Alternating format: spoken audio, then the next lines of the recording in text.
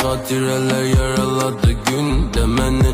Belə danışmadıq, sən mənə düzün demədin. Sən bu ayrılıqda mənə cünun demədin. Gecələr olalar nə qədər uzun demədin. Mən sənə ay dedim, sən mən darıxıram. Öz əlimdə deyir, mən dedim ayrılaq amma ürəyim demədi.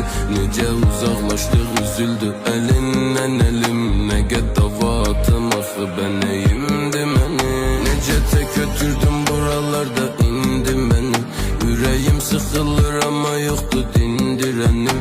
Sındırıb sözlərim məni, dedim incimədim.